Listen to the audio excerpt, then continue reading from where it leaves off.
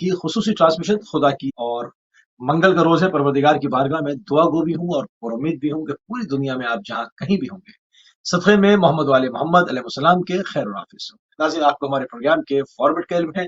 اس ماہ مبارک رمضان کی عظیم ترین ساعتوں کی طرف، عظیم ترین لحظات کی طرف، عظیم ترین گھڑیوں کی طرف آپ کی توجہات کو مسلسل مبذول کیا جا رہا ہے، اور اس کے اندر جو لطافتیں اور حلاوت ایمان کی پائی جاتی ہے اس کو مختلف حوالوں سے قرآن اور حدیث اور اقوال معصومین علیہ السلام کی روشنی میں آپ کی محضر میں بیان کیا جا رہا ہے۔ آج ہمارا موضوع رہے گا ماہ مبارک رمضان میں کیا کریں اور کیا نہ کریں۔ یہ بہت اہم ہے کہ ان ساعتوں میں ایسا کیا کریں کہ اس سے ہمیں عظیم فوائد حاصل ہوں۔ حالانکہ یہ ایسے لحظات ہیں، ایسی ساعتیں ہیں کہ جس کے اندر سونا بھی تسبیح کی مانند ہے، اور جو ہے وہ اس میں ایک آیت کا ثواب پورے قرآن، ایک ختم قرآن کا ثواب ہے، ایک عظیم ثواب جو ہے وہ اس کے اندر مستقل ہے۔ مگر اس میں اگر کچھ اور مزید کیا جائے تو اس سے ہمیں ثواب عظیم ملے، اور کیا نہ کریں اور کیا ایسا غلط ہو جائے کہ جس سے ہمیں سب کچھ ہمارا برباد ہو سکتا ہے۔ ان تمام چیزوں کی طرف گفتگو کرنے کے لیے جو شخصیت ہمارے ساتھ موجود ہے، یقیناً آپ کی شخصیت کسی تعارف کی محتاج نہیں، ہمارے ساتھ موجود ہے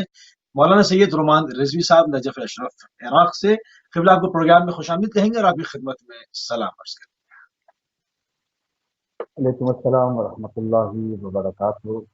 خداوند کریم ہم سب کو اپنی عبادت کی توفیق عطا فرمائے، اور آپ سب کا شکریہ کہ آپ نے ایک دفعہ پھر ماہ مبارک رمضان کے حوالے سے اس لائیو ٹرانسمیشن کا مجھے حصہ بنایا۔ اللہ کی بارگاہ میں دعا ہے کہ یا اللہ اس ماہ مبارک رمضان کی برکات میں سب سے اہم برکت ہمیں امام زمانہ علیہ السلام کی معرفت عطا فرما، ظہور امام زمانہ علیہ السلام متعدد۔ جزاک اللہ۔ جزاک اللہ قبلہ، جزاک اللہ۔ ناظرین، ہمیشہ کی طرح تھوڑی سی طویل گفتگو کے ساتھ گفتگو کو آگے بڑھائیں گے۔ رسول خدا صلی اللہ علیہ وآلہ وسلم نے جناب جابر بن عبداللہ انصاری سے ماہ مبارک کے متعلق کیا فرمایا؟ قبلہ اس پہ روشنی ڈالیں۔ اعوذ باللہ من الشیطان الرجیم، بسم اللہ الرحمن الرحیم، الحمد للہ علی کل نعمہ واسأل اللہ من کل خیر واعوذ باللہ من کل شر استغفر اللہ من کل ذنب، اللہم صلی علی محمد وآل محمد وعجل فرجہم ولن اعداءہم اجمعین، اللہم عجل ولیک الفرج، اللہم عجل ولیک الفرج، اللہم عجل ولیک الفرج۔ ماہ مبارک رمضان کے لمحات ہیں، ماہ مبارک رمضان کی گھڑیاں ہیں۔ اللہ نے اس عظیم مہینے میں ہم سب کو اپنا مہمان بنایا ہے۔ خود پروردگار کی ذات اس مہینے میں اپنے بندوں کی میزبانی کر رہی ہے، وہ ذات کہ جس ذات سے بڑی کوئی ذات نہیں ہے، جس ذات کا کوئی ثانی نہیں ہے، جس ذات کا کوئی مثل نہیں ہے۔ اللہ نے ہمیں یہ توفیق اور پھر سے اس دفعہ یہ ایک کرامت عطا کی ہے کہ ماہ مبارک رمضان کو درک کر رہے ہیں۔ وہ لوگ خوش نصیب ہیں کہ جو ماہ مبارک رمضان میں اللہ کی عبادت کرتے ہیں، اللہ کی بندگی میں اپنی زندگی کے لمحات کو گزارتے ہیں۔ وہ لوگ کہ جو خدا نخواستہ اس مہینے کی برکتوں سے دور ہیں، ماہ مبارک رمضان کے عظیم روزوں سے فیضیاب نہیں ہو پا رہے ہیں۔ خطبہ شعبانیہ میں پیغمبر اسلام صلی اللہ علیہ وآلہ وسلم نے ایسے لوگوں کو محروم کہا ہے، ایسے لوگوں کو بدبخت کہا ہے۔ اہل بیت ٹی وی کے اس پلیٹ فارم کے ذریعے اپنے تمام دیکھنے اور سننے والوں سے گزارش ہے کہ حتی المقدور جتنی طاقت ہے، جتنی صلاحیت ہے، اس حیثیت کے مطابق اللہ کی عبادت کریں، اور ماہ مبارک رمضان کی ایک ایک دعا کو پڑھیں، ماہ مبارک رمضان کے ایک ایک فیض کو حاصل کریں، قرآن مجید کی تلاوت کریں، نماز میں اول وقت سے اپنی حاضری درج کرائیں، نماز شب میں اپنے آپ کو مصلی عبادت سے پر لے کے جائیں، زیارت آل یاسین کی تلاوت کریں، زیارت عاشورہ پڑھیں۔ خدا بند کریم انشاءاللہ ہم سب کو توفیق عبادت عطا فرمائے، اور مزید اپنی رحمتوں کا اللہ ہمیں مرکز بنائے، اپنی رحمتوں کے سائے میں زندگی گزارنے کی توفیق کرامت فرمائے۔ شب نو ہے، خدا بند کریم یہ رات کو ہم سب کے لیے مبارک قرار دے۔ شب نو کی جو دعا ہے، ماہ مبارک رمضان کی جو شب ہے، آج شب نو ہے، اس میں جو دعا معصومین علیہ السلام سے وارد ہوئی ہیں، ان میں ایک دعا ہے کہ جس کا ترجمہ میں اپنے ناظرین کی خدمت میں پیش کرنا چاہتا ہوں کہ یا سیدہ ہو، یا ربا ہو، یا ذل جلال والاکرام، کہ اے آقا، اے پروردگار، اے صاحب جلالت، اے وہ ذات کے جو سب سے بزرگ ہے، اے وہ صاحب عرش کہ جو جس کو کبھی نیند نہیں آئی، اور ایسی عزت کے مالک کے جس کا قصد نہیں کیا جا سکتا، اے امور کے انجام دینے والے، اے بیمار دلوں کی تشفی کرنے والے، میرے امور میں کشادگی عطا کر، اور تو اپنی امیدوں کو میرے قلب میں ڈال دے، تاکہ تیرے سوا کسی اور سے میں امید نہ باندھوں۔ یعنی اس ماہ مبارک رمضان میں ہمیں جہاں بہت سی عبادتیں کرنی ہے، وہیں اپنے اندر توحید کی شعاع کو، توحید کی روشنی کو، توحید کے آفتاب کو منور کرنا ہے کہ ہم چاہے دنیا کے کسی بھی شعبے میں چلے جائیں، دنیا کے کسی بھی کونے میں چلے جائیں، اگر یہ عقیدہ ہمارا مضبوط ہو جائے ماہ مبارک رمضان میں کہ ہمارا پروردگار، ہمارا رب، ہمارا مالک ہمیں دیکھ رہا ہے، تو یقین مانیے کہ ماہ مبارک رمضان میں جس طرح ہم گناہوں سے پرہیز کرتے ہیں، اسی طریقے سے سال بھر ہم گناہوں سے اجتناب کریں گے۔ آپ نے سوال کیا کہ ماہ مبارک رمضان میں پیغمبر اکرم صلی اللہ علیہ وآلہ وسلم نے جناب جابر ابن عبداللہ انصاری سے جو فرمایا ماہ مبارک رمضان کے روزے کے سلسلے میں، وہ کیا تھا؟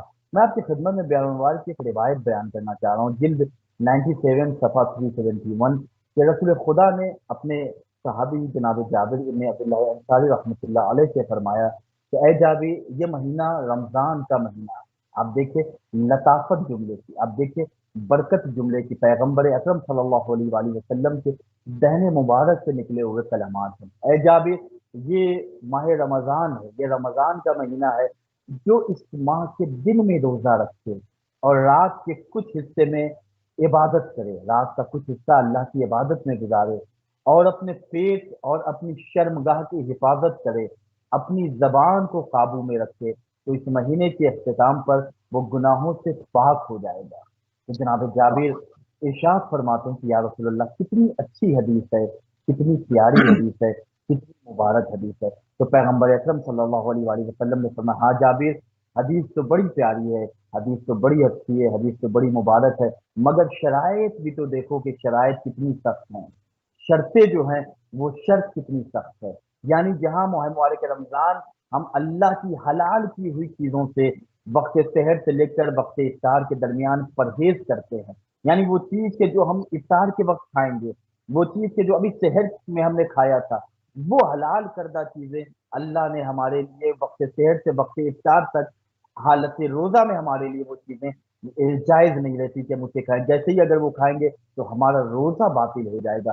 تو ہمیں سوچنا چاہیے کہ جب اللہ کی رضا کے لیے وقت سحر سے وقت افطار ہم اپنے اوپر حلال کی ہوئی چیزوں سے اللہ کی خوشنودی کی خاطر پرہیز کرتے ہیں، تو جن چیزوں کو اللہ نے ہمارے اوپر حرام کیا ہے، جن چیزوں کو اللہ نے ہمارے لیے یہ کہا ہے کہ ان چیزوں سے پرہیز کرو ورنہ تم ہلاک ہو جاؤ گے، تو ماہ مبارک رمضان ہمارے نفس کی تربیت کا مہینہ ہے کہ ہم ان حرام چیزوں سے پرہیز کریں، ان چیزوں سے کہ جن چیزوں کی طرف اگر ہم آنکھ بھی اٹھائیں گے تو ہماری آنکھ جہنم کے قریب جائے گی، اگر ہم قدم بڑھائیں گے تو ہمارا قدم جہنم کی طرف گامزن ہو جائے گا۔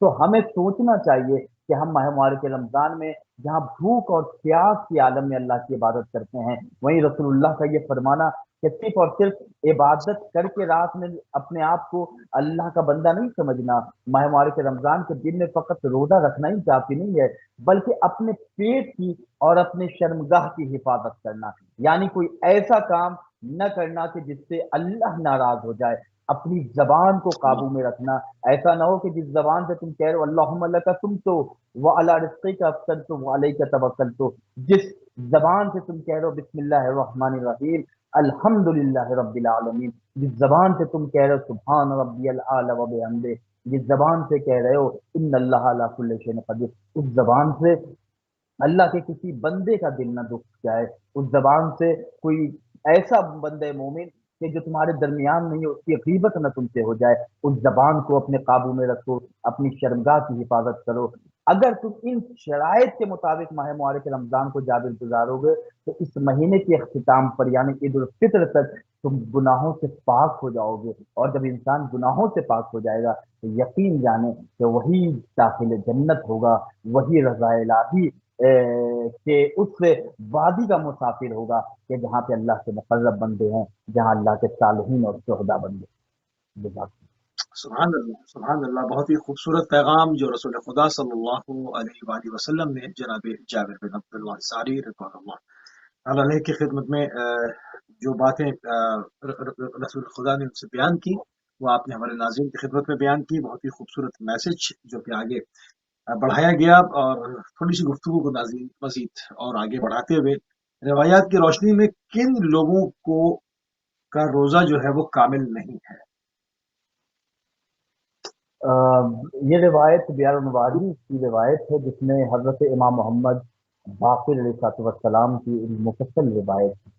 ماہ مبارک رمضان میں ہر انسان روزہ رکھتا ہے، اور سب کی امید یہ ہوتی ہے کہ یہ روزہ اللہ کی بارگاہ میں مقبول ہو جائے، اللہ اس روزے کو قبول کر لے۔ اور خود ماہ مبارک رمضان کی برکتوں کے حوالے سے جو خطبہ شعبانیہ میں پیغمبر اسلام صلی اللہ علیہ وسلم نے جو فصیح و بلیغ خطبہ ارشاد فرمایا ہے، اس میں پیغمبر نے یہی بیان کیا کہ یہ وہ مہینہ ہے کہ جس میں تمہاری سانسیں تسبیح قرار پاتی ہیں، جس میں تمہارے سجدے مقبول ہیں، جس میں تمہاری نمازیں اللہ کی بارگاہ میں قبول شدہ ہے، جس میں اگر تم سو جاؤ تو یہ سونا بھی تمہارا اللہ کی عبادت ہے۔ تو اس مہینے میں ہر انسان کوشش کرتا ہے کہ ہم جو روزہ رکھ رہے ہیں، ہم جو بھوک اور پیاس کے عالم میں عبادت کر رہے ہیں، وہ اللہ کی بارگاہ میں کامل اور مکمل عبادت قرار پائے۔ اگر اتنی محنت کے بعد، اتنی مشقت کے بعد کہ انسان شہر کے وقت اٹھتا ہے، اللہ کی خوشنودی کی خاطر سحری کھاتا ہے، پھر اللہ کی بارگاہ میں نماز ادا کرتا ہے، پھر اگر اسٹوڈنٹ ہے تو یونیورسٹی کالج جا رہا ہے، اسکول جا رہا ہے، اگر کوئی پروفیسر ہے تو یونیورسٹی میں گیا، اگر کوئی بزنس مین ہے تو اپنی آفس گیا، مطلب مختلف قسم کے لوگ ہیں، مختلف ان کے شعبے ہیں۔ تو اتنی محنت کے بعد اگر خدا نہ خواستہ اس کی عبادت نہ قبول ہو تو وہ یقین مانے کہ افسوس ہوگا۔ تو کن لوگوں کا روزہ کامل نہیں ہے، اس کے متعلق امام محمد باقر علیہ الصلوۃ والسلام ارشاد فرماتے ہیں کہ چار افراد، چار لوگ ایسے ہیں، چار گروہ ایسا ہے کہ جن لوگوں کا روزہ کامل نہیں ہے۔ پہلا جو گروہ ہے، پہلا جو طبقہ ہے، یہ طبقہ ان لوگوں کا ہے کہ وہ شخص جو اپنے امام کی نافرمانی کرے، اس شخص کا روزہ کامل نہیں۔ سوچنے کا مقام، غیبت کا دور، ہم اور آپ اس کے انتظار میں اپنی زندگی گزار رہے ہیں کہ جس کا انتظار کرنا بھی عبادت۔ پیغمبر کی حدیث بھی ہے کہ انتظار فرج، یعنی امام کا انتظار کرنا افضل عبادت۔ اللہ تو اگر امام کی اللہ اگر کوئی نافرمانی کر کے روزہ رکھ رہا ہے، تو امام محمد باقر علیہ السلام ارشاد فرماتے ہیں کہ اس کا روزہ کچھ کامل نہیں ہے، اس کا روزہ پورا نہیں ہے، ادھورا روزہ ہے۔ امام کی نافرمانی کس انداز میں ہم کریں گے؟ امام کی نافرمانی اس انداز میں ہوگی کہ اگر امام نے ہمیں حکم دیا کہ تمہیں فلاں جگہ موجود رہے، امام نے اگر فلاں کام سے ہمیں روکا ہے، تو اگر وہ کام جو امام کی خوشنودی سے ہمیں دور کر رہا ہے، اگر اس کام کو ہم انجام دے رہے ہیں، تو یہ ہمیں امام کی نافرمانی کے زمرے میں لے جائے۔ لہٰذا ہم اپنے آپ کو، خود امام زمانہ علیہ السلام ارشاد فرماتے ہیں کہ ہر اس کام سے اجتناب اور پرہیز کرو کہ جو ہماری ناراضگی کا ذریعہ ہے، جس سے ہم ناراض ہوتے ہیں، ایسے کام سے پرہیز کریں۔ وقت امام کی خدمت میں دست ادب جوڑ کے سوال کرتے ہیں، مولا آپ کن کاموں سے ناراض ہوتے ہیں، آپ کن کاموں سے خوش ہوتے ہیں؟ تو شاید امام زمانہ علیہ السلام کی حدیث ہمیں یہ بات بتائے گی، امام کی حدیث ہماری رہنمائی کرے گی کہ وہ کام کہ جو اللہ کے قریب کر دے، اس سے تم قریب ہو جاؤ، تو اس سے ہم تم سے راضی ہو۔ اور ہر وہ کام کہ جس سے اللہ ناراض ہو جائے، جو کام تمہیں اللہ سے دور کر دے، اس سے ہم ناراض ہوتے۔ لہذا پہلا گروہ، پہلا شخص وہ ہے کہ جس کا روزہ کامل نہیں ہے، کہ جو اپنے وقت کے امام کی نافرمانی کرتا ہے۔ دوسرا شخص کون ہے کہ جس کا روزہ کامل نہیں ہے؟ وہ فرار شدہ غلام کہ جو اپنے آقا کی اجازت کے بغیر فرار ہو جائے، اور جب تک واپس نہ آئے اپنے آقا کی بارگاہ میں، اس کا روزہ کامل نہیں ہے۔ یہاں پہ مراد یہ ہے کہ اپنے آقا اور اپنے سید، اپنے سردار، اپنے اللہ، اپنے پروردگار کی رضا میں ہم کو راضی رہنا۔ اگر اس کے حکم سے ہم عدول کر رہے ہیں، تجاوز کر رہے ہیں، تو پھر ہمارا روزہ کامل ہے۔ ہم اس کی رضا کی خاطر سانسیں ہیں، ہم اس کی رضا کی خاطر، وہ اللہ کے جو یا سری رضا کا مزاج ہے، وہ بہت جلد راضی ہو جاتا ہے اپنے وقت کے امام کی رضا کے خاطر۔ اگر ہم نے اپنے امام کی نافرمانی کی، گویا ہم نے امام کی اجازت کے بغیر فرار اختیار کیا، تو ایسے شخص کا روزہ کامل نہیں ہے۔ تیسرا کون گروہ ہے؟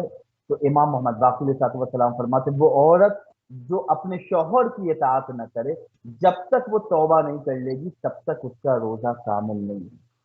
خواتین غور سے امام کی حدیث سے مبارک کو سنیں، اور اس حدیث کے نور کو اپنے دل میں جگہ دیں تاکہ زندگی نورانی۔ اگر شوہر کی اطاعت کرتے روزہ رکھتی ہیں تو الحمدللہ خداوند کریم کی بارگاہ میں یہ روزہ مقبول۔ لیکن خدا نخواستہ شوہر ناراض ہے، شوہر کو ستایا جا رہا ہے، شوہر کو پریشان کیا جا رہا ہے، شوہر کے حق کو ضائع کیا جا رہا ہے، اس کے بعد اگر روزہ رکھا جا رہا ہے تو امام محمد باقر صاحب السلام فرماتے ہیں کہ جب تک وہ خاتون، جب تک وہ عورت توبہ نہیں کرتی اس کا روزہ کامل اچھا، نہیں مگر ہوتا۔ مگر مگر مگر اس کا شوہر بھی تو حق پہ ہو نا، حق بات کر رہا ہو، یہ نہ ہو کہ وہ بھی حق بات نہ کر رہا ہو۔ بعض دفعہ ایسا ہوتا ہے کہ ایک بات حقی کی اور ایک بات نہ حق کی، ایک طنز کیا ایک نیکی کی، تو اب اس میں جو ہے وہ دونوں طرف سے ہی معاملات خراب ہوتے ہیں نا۔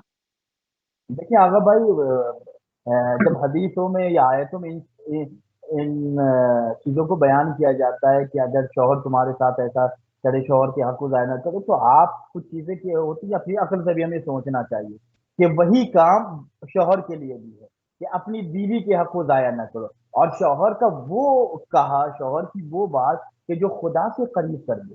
اب شوہر آپ سے کہے کہ بے حجاب ہو کے بازار میں پھرے، شوہر کہے کہ یہ شراب نوشی کرے، دسترخوان پہ شراب رکھا جائے گا، شراب پیے، تو اس کی اطاعت نہیں کرنی۔ یعنی وہ چیز کہ جو حلال ہے، جو چیز اللہ کی قربت کا ذریعہ ہے، اگر ان چیزوں کی طرف ہم جا رہے ہیں تب جا کے ہم اپنے شوہر کی اطاعت کریں۔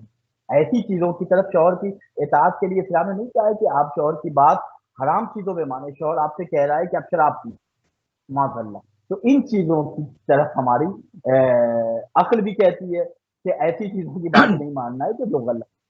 چوتھا جو گروہ ہے کہ جس کا روزہ کامل نہیں ہے، تو امام بیان کرتے کہ وہ فرزند، وہ اولاد جو آخری والدین ہیں، جب تک والدین کی وہ اطاعت نہیں کرے گی وہ اولاد، تب تک اس کا روزہ کامل نہیں ہے۔ یعنی جن لوگوں کو، جن بچوں کو ان کے والدین آنکھ کر دیں، ان کا روزہ کامل نہیں ہے۔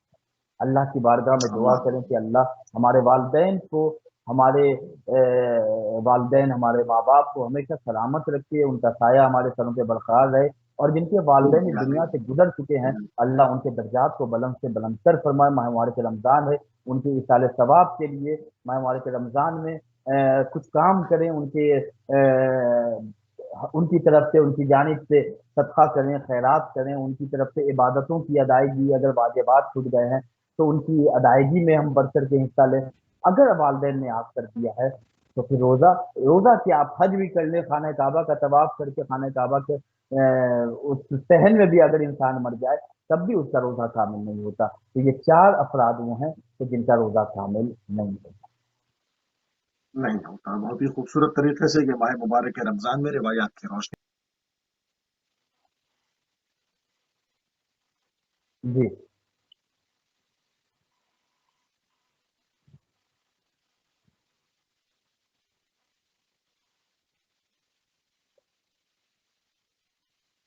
جی جو ہے وہ آگے بڑھاتے ہیں۔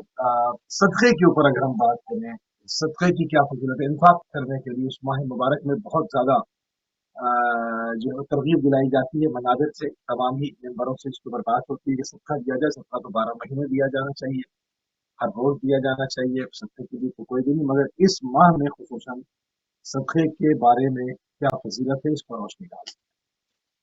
بڑا اچھا سوال کیا آپ نے کہ ماہ مبارک رمضان جہاں حقوق الہی کی ادائیگی کا مہینہ ہے، وہی اپنے درمیان رہنے والے اللہ کے بندوں کے حقوق کا خیال رکھنے کا بھی مہینہ ہے۔ لیکن صدقہ عبادت الہی، صدقہ وہ ہے کہ جس کا حکم شریعت نے ہمیں دیا، لیکن کچھ عبادت، کچھ چیزیں ہماری سوسائٹی میں، ہمارے معاشرے میں اپنی اپنی غفلتوں کی بنا پر یا اپنی کوتا فہمیوں کی بنا پر ان چیزوں کو ہم نے بالکل اسٹیٹس کے اعتبار سے کہ حج کریں گے تو یہ بڑی عبادت ہے، صبح کی 2 رکعت نماز گھر پہ پڑھیں گے تو یہ چھوٹی عبادت ہے، صدقہ یعنی فقیروں کو دینا، غریبوں کو دینا، یعنی اس کی کوئی اہمیت نہیں، ایسا بالکل نہیں ہے۔ جو بھی خدا سے قریب کر دے اس سے بہتر کیا عمل ہوگا۔ اگر ہم اللہ کی رضا کی خاطر اگر ہم سڑک پہ چل رہے ہیں، روڈ پہ چل رہے ہیں اور ایک پتھر کو ہٹا دے تاکہ کہ کوئی اللہ کا معذور بندہ اس سے ٹھوکر کھا کر گر نہ جائے، تو اگر یہ نیت ہمارے شامل حال ہے اور اس طریقے سے ہم ایک پتھر کو بھی ہٹا رہے ہیں تب بھی وہ اللہ کی رضا کی خاطر وہ عمل ہے۔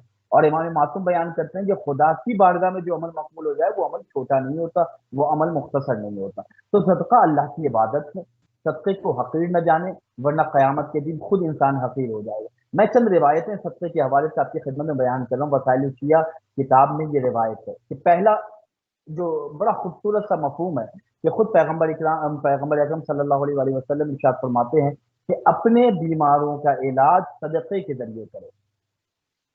اللہ اکبر۔ حدیث اپنے اندر سمندر کی موجوں کو سموئے، یعنی اپنے بیمار کا علاج صدقے کے ذریعے کرے۔ پیغمبر کی یہ حدیث ہے۔ ہمارے یہاں اگر کوئی بیمار ہوتا ہے تو ہم لاکھوں روپے ہاسپٹل والوں کو جمع دے آتے ہیں، ہم لاکھوں روپے دوا کی نظر کر دیتے ہیں، صدقہ کیا نکالتے ہیں؟ فلاں کا آپریشن ہوا بھائی، ہارٹ کا آپریشن ہوا، کتنا خرچ ہوا؟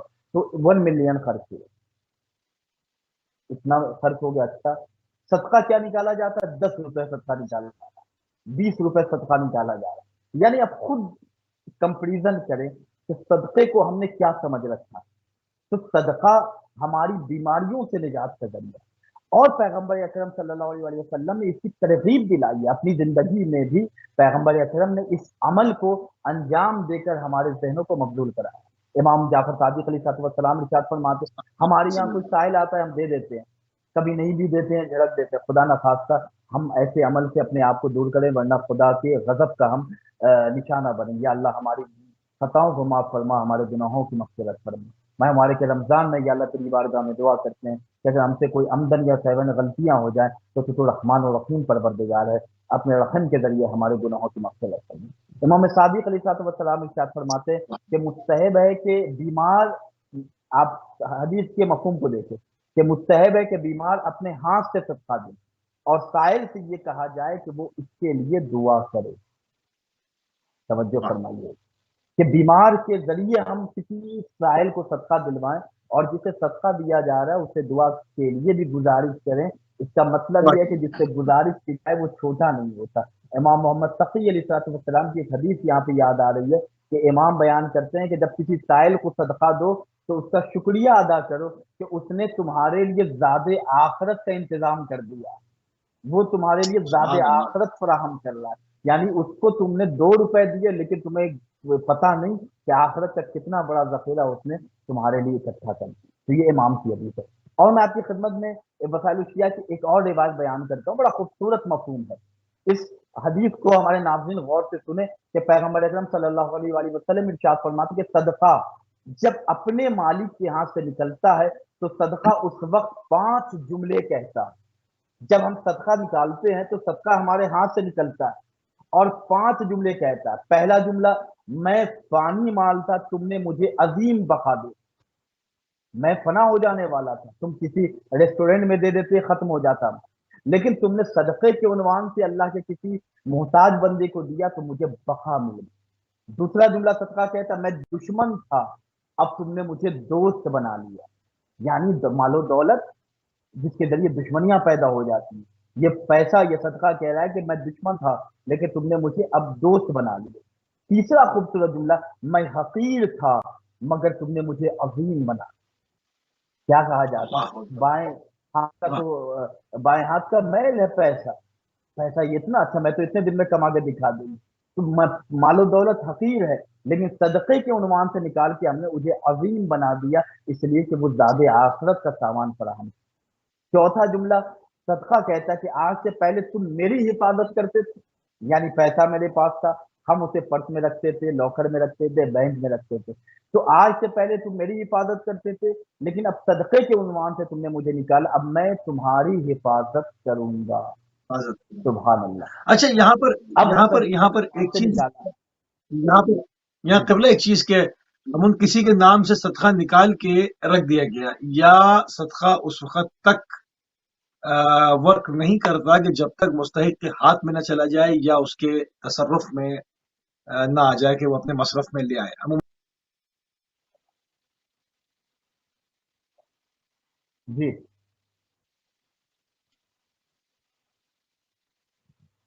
ورک کب کرے گا، کب، کس وقت؟ آیا مستحق کے ہاتھ میں چلا دیکھیے، جائے یا بس نکال دیا؟ نہیں نہیں، نکالنے کے بعد انسان دسترخوان پہ کھانا لے کے بیٹھتا ہے تو فقط اپنے دسترخوان پہ کھانا لے کے بیٹھ جانا کہ اب تو کھانا نکل گیا، نہیں، فائدہ اس وقت دے گا، ہمارے جسم کو طاقت اس وقت دے گا جب اسے ہم کھائیں گے۔ تو صدقہ نکالنا فقط کمال نہیں ہے، صدقے کو اس کے مستحق تک پہنچا جب تک نہیں دیتے تب تک ہم اس عبادت کی ادائیگی کو صحیح انداز میں انجام نہیں دے۔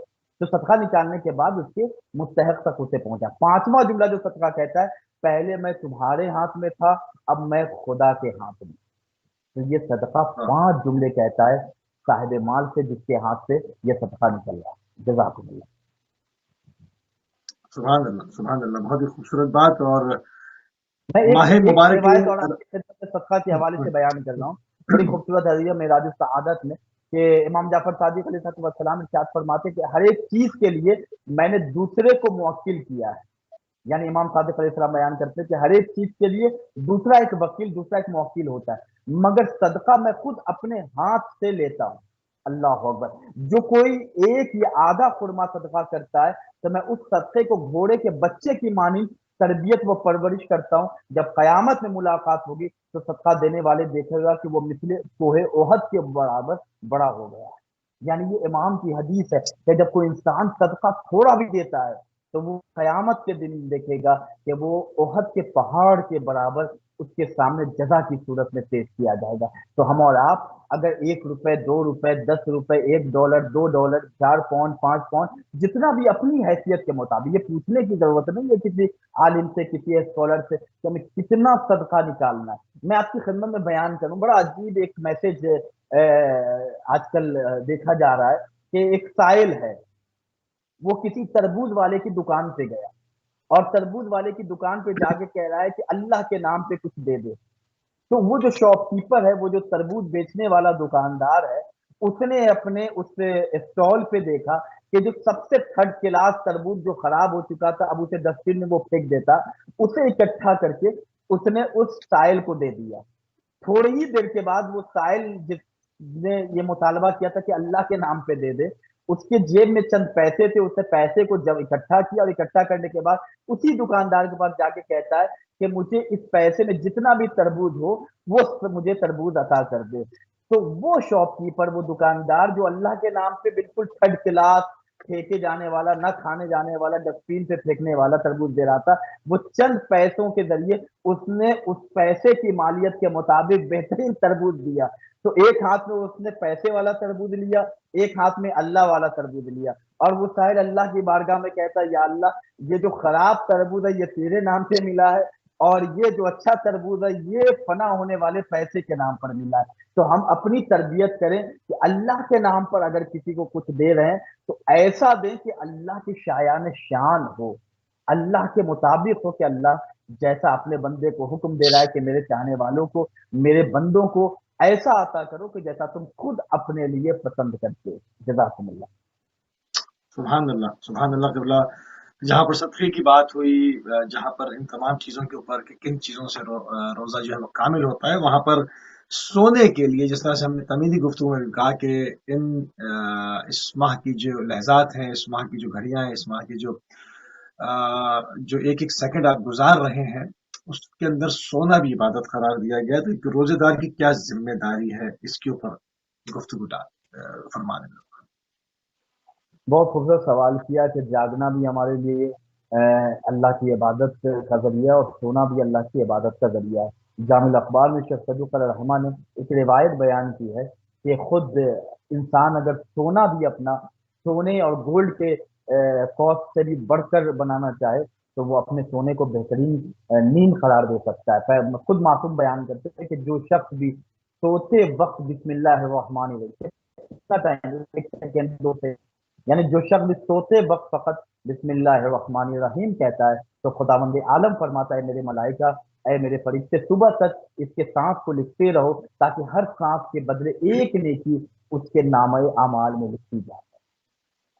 یعنی فقط اور فقط ہم ایک مرتبہ بسم اللہ الرحمن الرحیم کہتے ہیں تو اللہ ہمیں اتنا مکرم، اتنا معظم، اتنا محترم بنا دیتا ہے کہ صبح تک ہماری سانس فقط سانس نہیں ہوتی بلکہ اللہ کی طرف سے نیکی لکھی جاتی ہے۔ مستدرک الوسائل کی روایت ہے، پیغمبر اکرم صلی اللہ علیہ وآلہ وسلم ارشاد فرماتے ہیں کہ جو شخص وضو کر کے سوتا ہے اس کا بستر مسجد کی طرح۔ سبحان اللہ۔ واہ، ہم اور آپ اپنے سبحان اللہ۔ بستر کو بھی مسجد کے مثل بناتے ہیں۔ پیغمبر کتنا ٹائم لگتا ہے سونے سے پہلے جائیں واش بیسن پہ جاتے وضو کر کے سوئیں۔ جو شخص بھی وضو کر کے سوتا ہے، پیغمبر نے بیان کیا کہ اس کا بستر مسجد کے مثل ہے، اس کی نیند عبادت واہ، ہے، اور اگر بغیر وضو ہوتا ہے تو اس کا مثل بستر جو ہے، جس بستر پہ وہ سو رہا ہے بغیر وضو کے اگر سو رہا ہے تو قبر کی طرح اس کا بستر ہے، اور وہ خود ایک مردار اور مردے کی طرح. تو ہم اور اس لیے کہ انسان جب سوتا ہے تو اس کی سانسیں اس وقت کہ جس سانس کو اللہ نیکی لکھ رہا ہے، اب اگر وہ بغیر وضو کے سوئے گا تو اللہ اس کی نیند کو خود اللہ کے پیغمبر اکرم صلی اللہ علیہ وسلم کے ذریعے کہلوا رہا ہے کہ وہ انسان مردار کی طرح ہے، اس لیے کہ روح انسان کے جسم سے نکلتی. تو ہم اپنی زندگی کو محترم بنانا چاہیں تو سونے سے پہلے وضو کر کے سوئیں. اور خود امام معصوم بیان کرتے رسول اسلام صلی اللہ علیہ صلی اللہ علیہ وسلم وسلم. کے حوالے سے کہ پیغمبر نے بیان کیا کہ اگر کوئی سونے سے پہلے 3 مرتبہ سورہ توحید قل اللہ احد کی تلاوت کر لے تو گویا اس نے ایک قرآن کو ختم کیا ہے. تو ہم اور آپ اللہ اپنی نیند کو بھی ماہ مبارک رمضان میں 1 سے 30 ماہ مبارک رمضان تک اگر اس تربیت کے ساتھ گزارے تو یقین مانے کہ عید کے بعد پھر ماہ مبارک رمضان جو اگلے سال آنے والا ہے تو ہماری نیند بھی ویسے ہی ہوگی. ہم بسم اللہ الرحمن الرحیم کر کے سوئیں گے، وضو کر کے سوئیں گے، سورہ توحید کی تلاوت کر کے سوئیں گے، اور تسبیحات اربعہ پڑھ کے. خود پیغمبر نے شہزادی کونین سے کہا تھا کہ اگر تم تسبیحات اربعہ پڑھ کے سو گے تو اس کا مطلب یہ ہے کہ اللہ تمہیں خانہ کعبہ کے حج اور عمرے کا ثواب عطا کرے. اگر مومنین کے لیے مغفرت کی دعا کر کے اگر سوئیں اللہم اغفر للمؤمنین والمؤمنات تو گویا ہم نے تمام مومنین و مومنات کو راضی کیا. پیغمبر نے کہا کہ اگر ہم پر محمد والے محمد پر کوئی صلوات کر کے سودا، حضرت آدم سے لے کر حضرت تمام نبیوں کو اپنا شفیع قرار دیا. تو اس طریقے سے اپنی زندگی کے نیند بہتر بنا سکتے ہیں، اپنا سونا بھی ہم اللہ کی عبادت میں گزار سکتے سبحان ہیں. اللہ. بہت ہی خوبصورت طریقے سے تمام جو اہم امور ہے قبلہ اس کے بعد گفتگو فرما رہے ہیں. استغفار بہت اہم چیز ہے انسان کی زندگی میں، اس کے کمالات حاصل کرنے میں، اس کے آگے بڑھنے میں، اس میں پروردگار کی بارگاہ میں، عظیم ترین بارگاہ میں معتبر ہونے کے لیے، اس کے اندر اس کے قرب کو حاصل کرنے کے لیے استغفار ہمیشہ جو ہے وہ جو اہل دل ہے، اہل ضمیر ہے، اہل ولا ہے، اہل توحید ہے، ان کی زبانوں پہ جاری رہا ہے. مگر اس ماہ میں کیا فضیلت ہے، اس پہ بھی روشنی ڈال. سبحان اللہ. یقیناً استغفار ایک ایسا عمل ہے کہ جو اللہ اپنے بندوں کے لیے ایک ایسا اس نے تحفہ قرار دیا ہے کہ گنہگار بندہ بھی اللہ تقنط من رحمت اللہ کی آیت اگر پڑھ لے تو اسے اس بات کو سمجھ لینا چاہیے کہ اللہ کی رحمت سے ہمیں مایوس نہیں ہونا چاہیے. اللہ تقنط من رحمت اللہ، اللہ کی رحمت سے کبھی مایوس نہیں ہونا چاہیے. استغفار کی تصویر کے ذریعے ہم اور آپ اللہ کی بارگاہ میں اپنی خطاؤں کی معافی مانگیں، ہم اللہ کی بارگاہ میں سوری کہیں، اللہ کی بارگاہ میں ہم توبہ کریں. اللہ غفار ہے، اللہ رحمان رحیم ہے، اپنے بندوں کے گناہوں کی پردہ پوشی کرنے والا ہے، وہ ستار العیوب ہے. خود ہمارے کے رمضان کا ایک عمل کے وقت افطار ہم کر سکتے ہیں. 2 3 عمل ہے میں آپ کی خدمت میں بیان کروں کہ خود امام رضا علیہ السلام کے ساتھ فرماتے ہیں کہ اگر کوئی شخص افطار کے وقت کہتا یا واسی المغفرت اغفر لی، تو فقط یہ جملہ اگر کوئی کہہ کے افطار کرے تو گویا اللہ کی بارگاہ میں اس نے توبہ کیا اور اللہ اس کے تمام گناہوں کو بخش دیا. اگر کوئی شخص کہے وقت افطار اللہم لک صمت وعلی رزقک افطرت وعلیک توکلت، تو گویا اس دن اگر پوری دنیا کے روزے داروں جیسا اللہ اسے ثواب عطا کرے گا. اور اگر کوئی وقت افطار سورہ قدر کی تلاوت کرے تو اللہ کی بارگاہ میں سحر کے وقت سے افطار کے وقت تک ایک مجاہد کی طرح کہ جو اللہ کی بارگاہ میں جہاد کرتا ہے اللہ اسے ثواب عطا کرے گا. اور امام زمانہ علیہ السلام کے ظہور کے لیے اگر کوئی دعا کرے تو خود اللہ کی بارگاہ میں وہ محترم ہو جاتا ہے، منظور نظر ہو جاتا ہے. استغفار کی تصویر وہ بہار انوار کی روایت ہے کہ خود پیغمبر اسلام صلی اللہ علیہ وسلم ارشاد فرماتے ہیں کہ تم زیادہ سے زیادہ استغفار کیا کرو. آپ جملے حدیث کے مفہوم کو، حدیث کی بات کرو، کیونکہ اللہ تعالیٰ نے تمہیں استغفار سکھایا اس لیے ہے کہ وہ تمہاری مغفرت کرے. سبحان اللہ. یعنی اللہ نہیں چاہتا کہ جس بندے کو اس نے خلق کیا ہے وہ جہنم میں جلے. اللہ نے استغفار اسی لیے سکھا استغفر اللہ ربی واتوب الیہ. دعائے کمیل میں مولا کائنات سے استغفار کی بہترین تصریح ہمیں سکھائی ہے کہ اللہم اغفر لی الذنوب استغفر من کل ذنب اذنبت. اللہ ہم اپنی ہر خطا کے بارے میں تجھ سے سوال کرتے ہیں کہ اللہ ہمارے گناہوں کو، ہماری خطاؤں کو معاف فرما. خود پیغمبر اکرم صلی اللہ علیہ وسلم کی حدیث ہے کہ جو شخص زیادہ استغفار کرتا ہے اسے ہر غم اور دکھ سے کشائش حاصل ہوتی ہے اور ہر تنگی سے اسے نجات ملتی ہے. استغفار جتنا اگر انسان کرے تو اللہ کی بارگاہ میں وہ اتنا قریب ہو جاتا ہے کہ اس کی زندگی کی تنگی کو اللہ وسعت میں تبدیل کر دیتا ہے، اسے ایسے ذریعوں سے رزق ملتا ہے جہاں سے ملنے کا بھی اسے گمان نہیں۔ یہی وجہ ہے کہ امام معصوم کی بارگاہ میں ایک شخص آیا اور واقع کہتا ہے مولا رزق کی تنگی کی وجہ سے میں پریشان ہوں۔ مولا نے کہا کثرت سے استغفار کر۔ ایک شخص آیا، اس نے کہا مولا بے اولاد ہوں، اولاد نہیں ہے۔ مولا نے کہا کثرت سے استغفار کرو۔ ایک آیا کہ مولا ہمیشہ بیمار رہتا ہوں۔ مولا نے کہا کثرت سے استغفار کرو۔ تو کئی لوگوں کو مولا نے جب ایک ہی بات بتائی تو امام کے چند چاہنے والے جو امام کے پاس تھے، امام سے سوال کرتے کہ مولا ہر شخص کی جو اپنی الگ الگ بیماری لے کے آیا، آپ نے دوا ایک ہی تجویز کی۔ تو مولا بیان کرتے ہیں کہ خوبصورت تم بات نے استغفار کو سمجھ کیا رکھا؟ تم اللہ کی بارگاہ میں جب اپنی خطاؤں کو لے کے جاؤ گے اور اپنی خطاؤں کا اعتراف کرو گے کہ یا اللہ مجھے پتا ہے کہ میں نے خطا کی ہے، تو وہ غفار ہے، رحمان اور رحیم ہے۔ جب وہ تمہاری خطاؤں کو بخش دے گا تو پھر نہ تمہاری رزق کی تنگی پریشانی کرے گی، نہ تمہیں بے اولاد ہونے کا خطرہ ہوگا، نہ تمہاری بیماری تمہیں ستائے گی۔ اللہ تمہیں شفا یاب بھی کرے گا، اولاد مدینہ بھی عنایت کرے گا، تمہارے رزق کو بھی وسعت مل جائے گی۔ اب امام جعفر صادق علیہ السلام ارشاد فرماتے ہیں کہ جب کوئی بندہ کثرت سے استغفار کرتا ہے تو اس شخص کا صحیفہ عمل یعنی اس کی فائل آسمان پہ چمکتی رہتی، یعنی وہ چمکتا ہوا آسمان کی طرف بلند ہوتا ہے۔ ہماری فائل، ہمارے صحیفہ عمل جب آسمان کی طرف جاتے ہیں تو امام صادق علیہ السلام نے بیان کیا کہ اگر کثرت سے استغفار کرو گے وہ روشن صحیفہ عمل بن جائے گا، چمکتا ہوا صحیفہ عمل بن جائے گا۔ یہ استغفار کے حوالے سے ہماری خدمت میں امام معصوم نے بیان کیا۔ خود مولا کائنات حضرت علی بن ابی طالب علیہ السلام ارشاد فرماتے ہیں کہ تمہارے اوپر یہ ماہ رمضان میں کثرت سے استغفار کرو اور دعا کرو، کیونکہ تم پر جو دعائیں جو تم کر رہے ہو اللہ کی بارگاہ میں، تو دعا تم پر سے بلاؤں کو دور کرتی ہے اور استغفار تمہارے گناہوں کو مٹا دیتا ہے۔ اگر ہم چاہتے ہیں کہ اللہ کی بارگاہ میں ہم اپنی خطاؤں کی وجہ سے جو پریشان رہتے ہیں اللہ معاف کرے، تو کثرت سے ماہ مبارک رمضان میں استغفار کریں۔ ہر نماز کے بعد ایک تسبیح استغفر اللہ ربی واتوب الیہ، استغفر اللہ ربی واتوب الیہ۔ ہم کہیں جا بھی رہے ہیں، کوئی کام نہیں کر رہے ہیں، تو ہماری زبان استغفار کی تسبیح کے ذریعے اللہ کی بارگاہ میں عبادت کرتی رہے، تو یہ ہماری عبادت اللہ کی بارگاہ میں بہت زیادہ پسند کی جاتی ہے۔ جزاک اللہ۔ سبحان اللہ، سبحان اللہ۔ اچھا، ایک حسن اخلاق سے پیش آنا، اس کا کتنا ضروری ہے کہ روزگار کے لیے؟ ہم دیکھتے ہیں کہ بعض لوگ بدمزاجی اختیار کر جاتے ہیں، چڑچڑے ہو جاتے ہیں، مطلب اس قدر جھلائے ہوئے ہوتے ہیں کہ ان سے بات کرنی محال ہوتی ہے۔ بعض دکاندار کی کیفیت یہ ہو جاتی ہے روزہ رکھنے سے، بعض لوگ جو سفر کر رہے ہوتے ہیں، لانگ ڈرائیو کر رہے ہوتے ہیں، یا ٹریفک کی شدت کی وجہ سے اکثر جو ہے وہ دیکھا جائے، ہندوستان پاکستان کی بات کر رہا ہوں میں، مطلب ایک روزہ کھلنے سے پہلے خاص قسم کا ایک ماحول ہوتا ہے۔ ہر جگہ پر جو لوگ جو ہے وہ یا تو افطاریاں کے لیے سامان خرید رہے ہوتے ہیں، رش لگا ہوتا ہے، یا کہیں پر ٹریفک کے بیچ میں مار پیٹ ہو رہی ہوتی ہے۔ تو ایک عجیب ہے، مائٹ بھی کہ جو لوگ نہیں گئے پاکستان ان کو یہ بھی سمجھ میں نہیں آئے گی یہ بات، مگر جو لوگ جو دیکھ چکے ہیں ہندوستان کا یا پاکستان کا ماحول اس حوالے سے، وہ اچھی طرح اس کو سمجھیں گے۔ اس میں ایک خوش اخلاقی کو، حسن اخلاق کتنا ضروری ہے روزہ دار، اس پر روشنی ڈالنا ہے۔ بڑا خوبصورت سوال کیا ہے کہ ہم بڑا اچھا کرنا چاہتے ہیں، اپنے ظاہر کو بڑی خوبصورتی کے ساتھ پیش کرنا چاہتے ہیں۔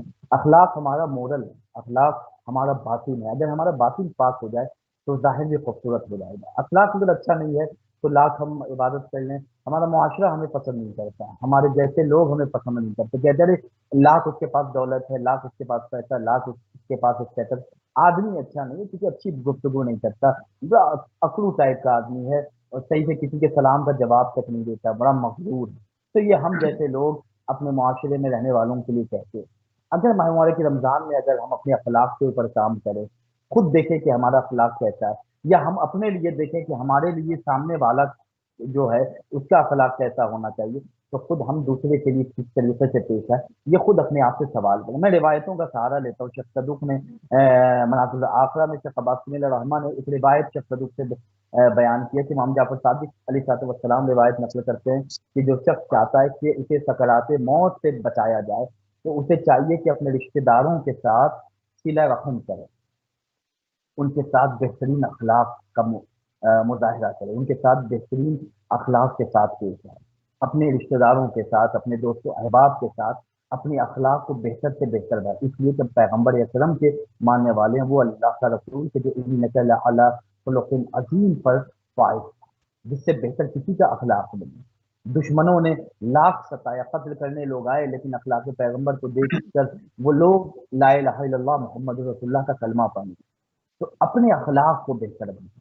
اگر ماہ مبارک رمضان کا روزہ رکھ کے ہمارا اخلاق خراب ہو رہا ہے تو قیامت کے دن کا انتظار نہ کریں کہ ہمارا روزہ قبول ہوگا کہ نہیں، خود ہم فیصلہ کر لیں کہ ہمارا روزہ ہمیں برائیوں سے نہیں بچا رہا ہے۔ یعنی بد اخلاقی خود ایک برائی ہے، بد اخلاقی خود ایک عیب ہے۔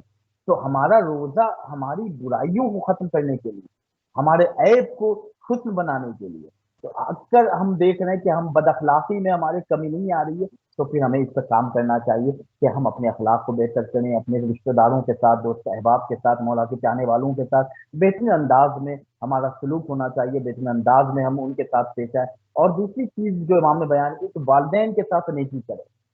لاکھ ہم معاشرے میں مسجد میں دیکھ پہ دیکھ دے رہے ہیں، ڈیلی 1000 لوگوں کو ہم افطاری کرا، لیکن ہم نے والدین سے صحیح انداز میں بات نہیں کی، والدین کو صحیح انداز میں ہم ٹائم نہیں دے، تو پھر ایسے لوگوں کا کوئی فائدہ نہیں ہے۔ خود امام نے کہا کہ وہ لوگ پھر سکرات موت سے نہیں بچیں گے۔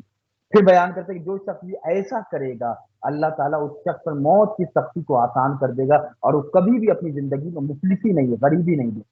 یعنی اگر ہمارا اپنے والدین کے ساتھ رویہ اچھا ہے، رشتہ داروں کے ساتھ اگر رویہ اچھا ہے، تو امام معصوم نے بیان کیا کہ اللہ اس شخص پر موت کی سختیوں کو آسان بنا دیتا ہے۔ اس کے بعد ایک روایت ہے پیغمبر اکرم صلی اللہ علیہ وسلم سے کہ آپ بیان کرتے ہیں کہ اے لوگوں، جو شخص اس ماہ مبارک میں، ماہ رمضان میں صلہ رحم کے ساتھ اپنے اخلاق کو بہتر بنائے، خداوند عالم قیامت کے دن اس کو اپنی رحمت کے دائرے میں شامل کرے گا۔ اور جو شخص قطع رحمی کرے گا، یعنی اپنے رشتہ داروں کے ساتھ تعلقات کو خراب کرے گا، تو خداوند عالم اپنی رحمت کو اس سے قیامت کے دن ہٹا لے گا، منقطع کر دے گا۔ تو اگر ہم چاہتے ہیں کہ اللہ ہم پر رحم کرے تو ہم بھی اللہ کے بندوں پر رحم کریں۔ اگر ہم اللہ کے بندوں کے ساتھ اچھا رویہ نہیں رکھیں گے تو قیامت میں اللہ بھی ہمارے ساتھ اپنا رویہ اچھا نہیں رکھے گا۔ جزاک اللہ۔ اچھا، یہ تو حسن اخلاق کا معاملہ یا ایسی گفتار کا معاملہ، بد زبانی کا معاملہ، یہ تو عیاں ہو جاتا ہے باڈی لینگویج سے بھی اور زبان سے بھی انسان برملا کر دیتا ہے۔ اس سے ایک قبی فعل ایک اور ہے قبلہ، وہ ہے انسائڈ نیت کا معاملہ، اندر سوچنے کا معاملہ، فکر کرنے کا معاملہ کہ روزے سے ہیں، روزہ رکھا ہوا ہے، عبادت بھی کر رہے ہیں، نماز بھی پڑھ رہے ہیں، سب کچھ کر رہے ہیں، مگر دل صاف نہیں ہے، دوسروں کو اس نگاہ سے دیکھ رہے ہیں کہ اس کے اندر پالیٹکس ہے، اس کے اندر شرارت ہے کہ کس کو کتنی اذیت مزید پہنچ جائے، کتنا اس کو تنگ کیا جائے، یہ چیزیں بعض لوگ جو ہے وہ نہیں چھوڑ پاتے۔ اس سے روزے کی صحت پہ آیا ایسے شخص کا روزہ رہتا ہے، کچھ عبادت رہتی ہے اس کے نام عمل میں، یہ سب بالکل جو ہے وہ ہفتے عمل ہو جاتا ہے، بالکل کلین ہو جاتا ہے۔ اس میں تھوڑی روشنی ڈالتے ہیں، یہ بہت ہی خطرناک چیز ہے جو نظر نہیں آتی ہے، خود انسان جان سکتا ہے اپنے بارے بہت اچھا سوال آپ نے کیا، ماشاء اللہ، خدا سلامت رکھے۔ یقیناً ہم اور آپ اپنی نیتوں پر بھی غور کریں اور ریاضت کریں، کام کریں، اس پر ورک کریں۔ اگر ہماری نیت دوسروں کے متعلق اچھی نہیں ہے، اگر ہم دوسروں سے بہت جلدی جل جاتے ہیں، حسد رکھتے ہیں، اگر ہم کسی کے ایپ کو دیکھتے ہیں تو اس کا پرچار کرنے لگتے ہیں، ہم اگر ایسا دل میں خیال رکھتے ہیں کہ فلاں مثلا برباد ہو جائے، فلاں تباہ ہو جائے، تو یہ شیطانی عمل ہے، یہ دشمنان اہل بیت کا عمل ہے، یہ دشمنان اہل بیت کی سیرت ہے۔ ہم ان چیزوں سے اپنے آپ کو دور کریں، ان چیزوں سے اجتناب کریں۔ کیسے کریں گے؟ ہم ایک دن میں اپنے نفس کو پاک نہیں کر سکتے، اللہ کی بارگاہ میں دعا کریں، ہو جائے تو بہت اچھی چیز ہے، لیکن دھیرے دھیرے اس پہ کام۔ اس لیے کہ الاعمال بالنیات، اعمال کا دار و مدار نیتوں پر ہوتا ہے۔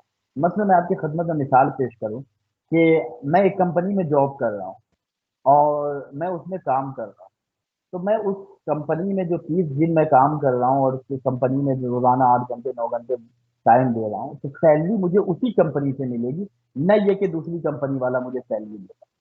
میں 30 دن کے بعد دوسری کمپنی کے اونر کے پاس، ڈائریکٹر چیئرمین کے پاس نہیں جاؤں گا کہ مجھے آپ سیلری دے، وہ فوراً بھگا دے گا، کہے گا کہ آپ جہاں کام کر رہے تھے، جس کے لیے آپ نے کام کیا ہے، جس کو آپ دکھا کے کام کر رہے تھے، جس کے آفس میں بیٹھے تھے، آپ اس سے جا کے سیلری لیں۔ تو اگر ہمارے دل میں اگر نیت صاف نہیں ہے، اگر قربتاً اللہ نہیں ہے، اللہ کی قربت کے لیے اگر ہم کام نہیں کر رہے ہیں، بلکہ ہم نماز پڑھ رہے ہیں معاشرہ دیکھے، ہم دیکھ دے رہے ہیں ماہ مبارک رمضان میں افطاری کے لیے تاکہ لوگ کہیں کہ ماشاءاللہ کتنا خیر کرنے والا ہے، کتنا لوگوں کو کھلانے والا ہے، تو اگر ہم لوگ کے لیے کریں گے تو قیامت کے دن اللہ کہے گا بھیا جس کے لیے تم نے کام کیا تھا تاکہ سیلری جزا ثواب اسی سے لو، میرے لیے تو تم نے کچھ کیا نہیں تھا۔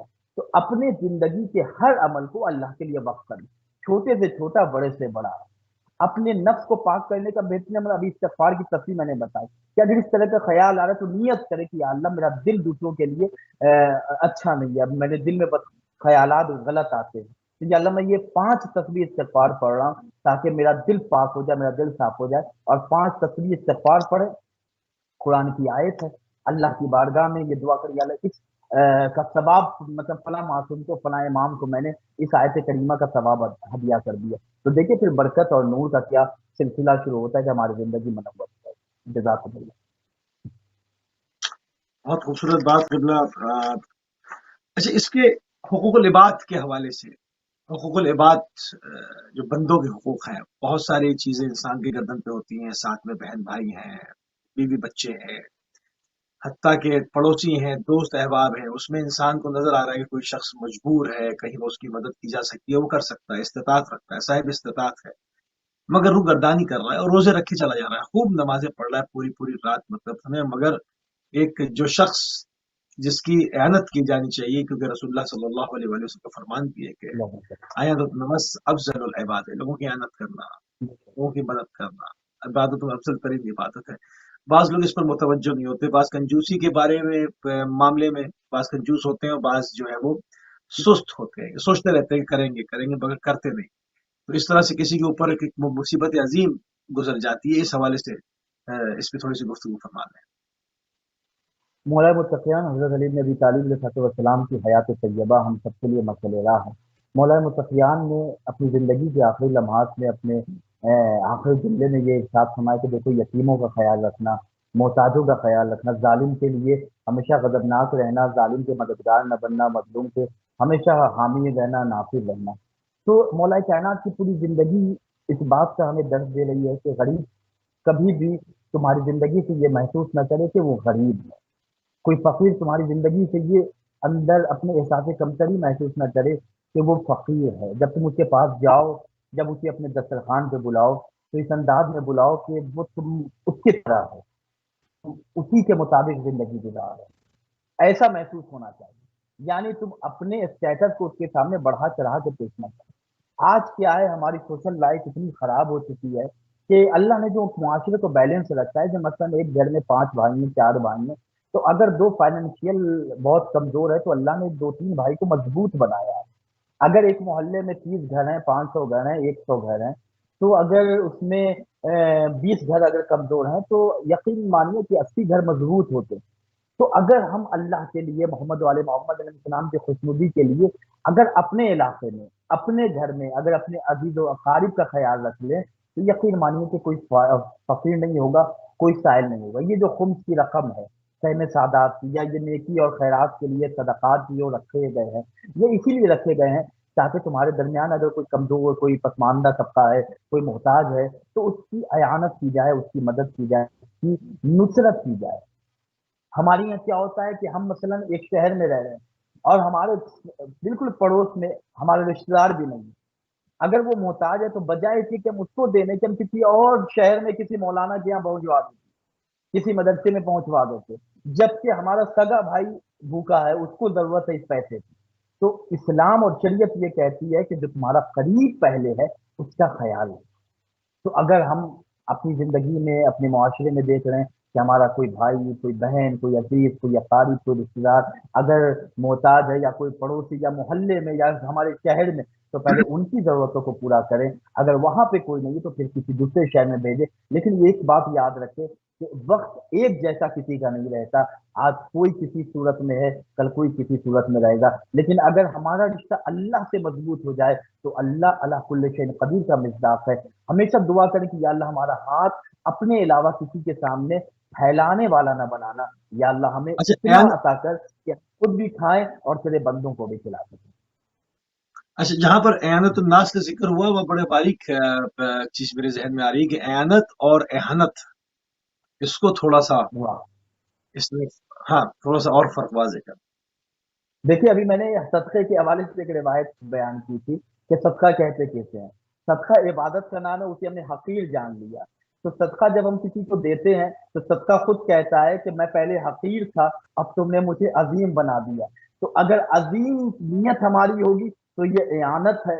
अगर हम ये सोचे कि ये फकीर हकीर को दे रहे हैं तो ये एहानत हो जाएगी। तो नीयत अगर सही। हमारी अच्छी है कि ये सदका नहीं है, हम किसी को दे नहीं रहे बल्कि हम उस साइल से ले रहे हैं कि वो हमारे लिए आखिरत के सामान को इकट्ठा कर रहा है, तो ये इस्तेआनत हो जाएगी, ये मुआवनत है, ये ताउन है, ये नुसरत है, ये मदद है, ये हेल्प है। लेकिन अगर हम किसी को कि ये तो सदका है, ये चंद पैसे है किसी फकीर को, तो ये एहानत है। अगर आज हम खुदा न खासा अल्लाह के बंदे की एहानत करेंगे तो कल हमारे साथ भी वैसे ही होगा।